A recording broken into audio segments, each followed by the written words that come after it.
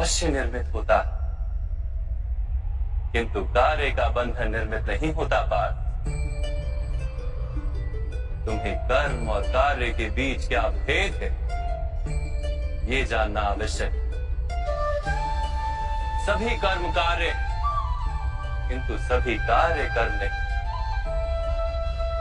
कर्म उस कार्य को कहते हैं जिसके साथ फल की आशा जुड़ी।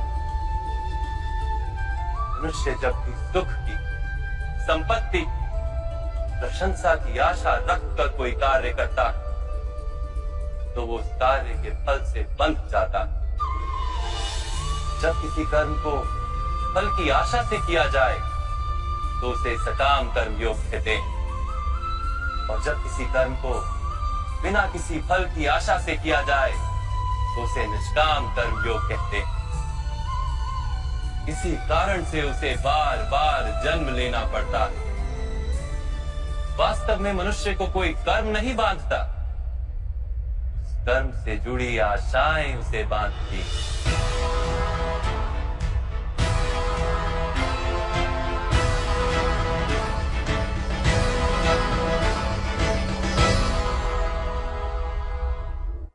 वास्तव में मनुष्य को कोई कर्म नहीं बांधता, उस कर्म से जुड़ी आशाएं उसे बांधती हैं। वो कैसे माधव? यदि इस युद्ध में तुम्हें विजय होने की आशा है तो पराजित होने पर तुम्हें भीषण दुख होगा, और वो दुख तुमसे कोई अन्य कार्य करवाएगा जिसके लिए तुम्हें दूसरा जन्म लेना पड़ेगा। और यदि तुम विजयी हुए तो तुम्हारा अहंकार बढ़ेगा, और वो अहंकार तुम्हें विश्व विजय के लिए प्रेरित करेगा, तुमसे हत्याएं करवाएगा, और उसका पाप तुम्हें बांधेगा।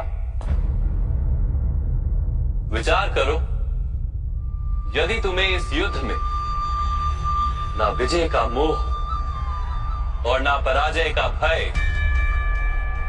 तो इस युद्ध के अंत में तुम्हें सुख प्राप्त होगा या दुख प्राप्त होगा? ना सुख माधव, ना ही दुख। अर्थात तुम्हारा सुख, दुख, हताशा, निराशा, अहंकार युद्ध के कारण नहीं है। युद्ध के साथ तुमने जो आशाएं बांधी हुई हैं, उसके कारण है। क्या ये सत्य नहीं है पार्थ?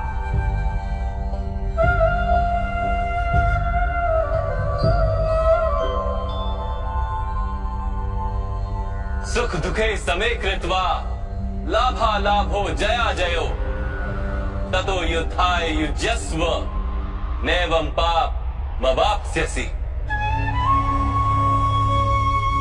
अर्थात सुख दुख को समान मानकर लाभ हानि जय पराजय का विचार किए बिना यदि तुम युद्ध करोगे कौन्तेय, तो तुम पाप के भागी नहीं बनोगे। इसी को कर्म योग कहते हैं। जो सांख्य का ज्ञान प्राप्त कर लेता है वो ये जान लेता है कि वो शरीर नहीं, केवल एक आत्मा है। शरीर के भोग और अनुभव तो केवल मृत्यु तक है, अर्थात वास्तविक नहीं, केवल माया है। उसके लिए कर्मयोगी बनना सरल हो जाता है। परंतु माधव, यदि कार्य से बंधन निश्चित है तो क्या संसार का त्याग करके संन्यास लेना उचित नहीं? इसी विचार का परिणाम है कि आज ये युद्ध हो रहा है पार्थ।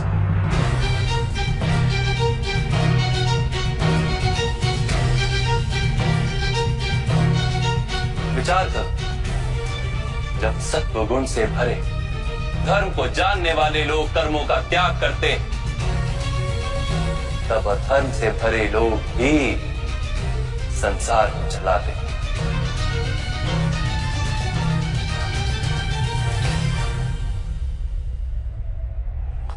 यदि महामहिम ने संसार का त्याग ना किया होता तो आज अधर्म इतना बढ़ता ही नहीं।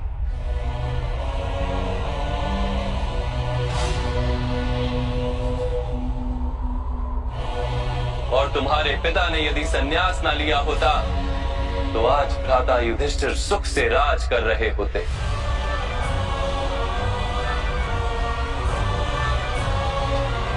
और अपनी प्रजा को न्याय और धर्म का ज्ञान दे रहे होते।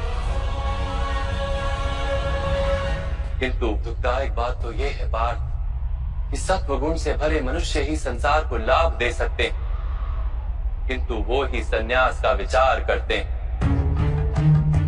जैसे जल तो भाप बनकर उड़ जाता है और कीचड़ कीचड़ वहीं पड़ा रहता है, वैसे सत्वगुणी सज्जन लोग तो संसार का त्याग कर देते और तमस से भरे अधर्मी लोग संसार में कार्य करते हैं।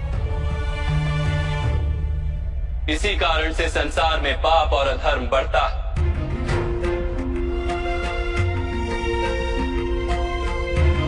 किंतु कर्मयोग इस विचित्र स्थिति से सारे संसार का रक्षण करता है। कर्मयोगी फल की आशा का त्याग करता है, किंतु कर्मों का त्याग नहीं करता। वो इसी संसार में रहता है, सन्यासी की भांति सारे कार्य करता है, किंतु उनमें लिप्त नहीं होता। कर्मयोगी अपनी संतानों से, स्वजनों से, अपनी प्रजा से कोई अपेक्षा या आशा नहीं रखता। स्वयं उसे संन्यास का लाभ होता है, किंतु समाज को संसारी की भांति लाभ देता। मनुष्य अपनी संतानों के सुख के लिए श्रम करता है माधव। अपनी संतान से सुख की अपेक्षा कैसे न रखे? मनुष्य अपनी संतानों के लिए जो भी करता है वो व्यापार है या प्रेम पार? प्रेम माधव। तो फिर अपने कार्यों के प्रति फल की इच्छा क्यों पार? भविष्य का लाभ तो व्यापार में देखा जाता है, प्रेम में नहीं। जो मनुष्य अपनी संतानों का चरित्र निर्माण उचित रूप से करता है, संतानों को प्रेम और धर्म के संस्कार देता है, उसकी संतानें भी मनुष्य को प्रेम और सुरक्षा अवश्य देती। संतानों के कर्म, स्वजनों के व्यवहार उनके कर्म है पार, और जब उनके कर्मों पर हमारा कोई अधिकार नहीं होता तो उनसे आशाएं और अपेक्षाएं रखने का क्या प्रयोजन?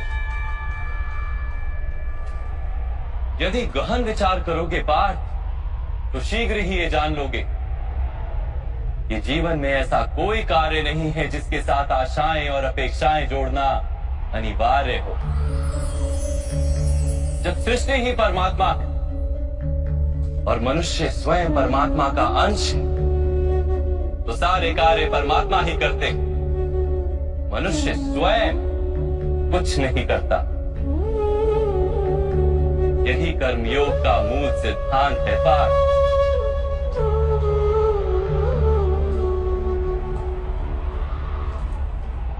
तुम्हें भी कर्मयोगी बनकर ये युद्ध करना आवश्यक है पार्थ।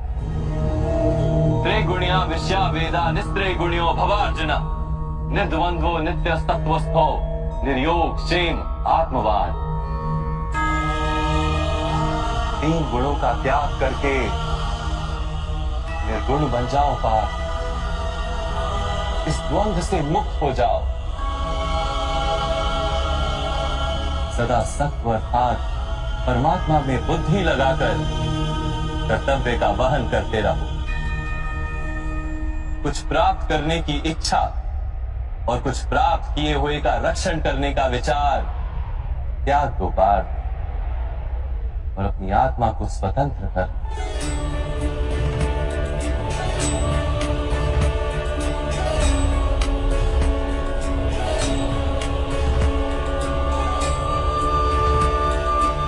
स्मरण रहे पार्थ, कर्मण्यवाधिकारस्ते मा फलेषु कदाचन मा कर्म फल हेतुर्भु मा ते संगोस्त्व कर्मणि। तुम्हारा अधिकार तो केवल कर्म करने का है, फल तो ईश्वर के हाथ में। इसलिए ना कर्म से भागना उचित है और ना ही कर्म के फल की आशा रखना उचित है।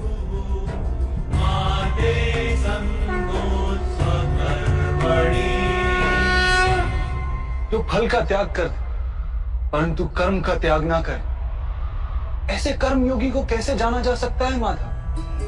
विश्वा विनिवर्तन्ते निरहारस्य देहिनः रसवर्जम रसोप्यस्य परम दृष्ट्वा निवर्तते। सुनो पार्थ, जो स्वाद से छूटने के लिए भोजन का ही त्याग कर देता है, वास्तव में उसके मन से स्वाद की लालसा कभी जाती ही नहीं। उसे दोहरी हानि होती है। एक तो वो निर्बल हो जाता है, जिसके कारण परमात्मा को प्राप्त करने का जो प्रयत्न अनिवार्य है उसे वो नहीं कर पाता, और दूसरा, सदा ही उसका मन स्वाद की लालसा से भरा रहता है। इसलिए भोजन का त्याग करने से उत्तम है स्वाद की लालसा का ही त्याग कर दिया जाए। कर्मयोगी अपने मन की सारी लालसाओं को खींच लेता है, जीवन को कर्तव्य मानकर कार्य अवश्य करता है, किंतु उन कार्यों से जुड़ता नहीं। और बात, जो व्यक्ति अपने कार्यों से आशाएं और इच्छा नहीं रखता, उसी के कार्य पूर्ण होते हैं।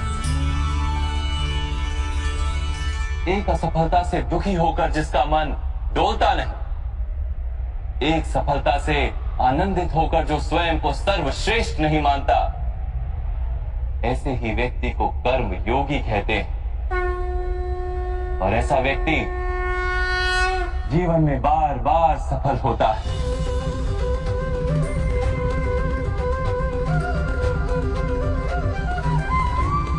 ध्यायतो विषयान् पुंसः संगस्तेषु पजायते संगात् संजायते कामा कामात् क्रोधो भिजायते क्रोधात् भवति सम्मोहः सम्मोहात् स्मृति विभ्रमः स्मृति भ्रंशात् बुद्धिनाशो बुद्धिनाशात् प्रणश्यति। फल की आशा से कामना प्रकट होती है, और कामना का तो स्वभाव है असंतुष्ट रहना। असंतोष से क्रोध उत्पन्न होता है, और क्रोध से मोह जन्मता है। मोह के कारण व्यक्ति आचार और व्यवहार का ज्ञान ही भूल जाता है। ज्ञान के जाने से बुद्धि चली जाती, अनुचित प्रकार के कार्य होने लगते, और समाज ऐसे व्यक्ति का शत्रु बन जाता, और अंत में ऐसे मनुष्य पूर्णतः पतन हो जाता है।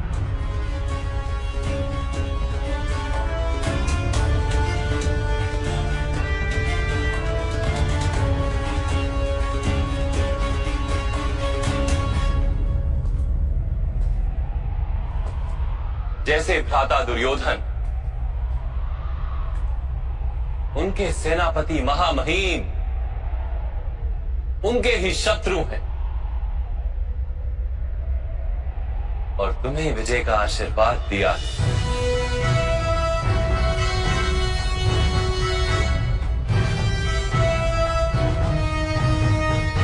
पार्थ, कर्मयोग ब्रह्म विद्या का दूसरा चरण है। परमात्मा में अपनी बुद्धि स्थिर करो, स्वयं को आत्मा जानो, मिथ्या बंधनों से मुक्त हो जाओ, और फल की आशा का त्याग करके केवल कर्म करते रहो।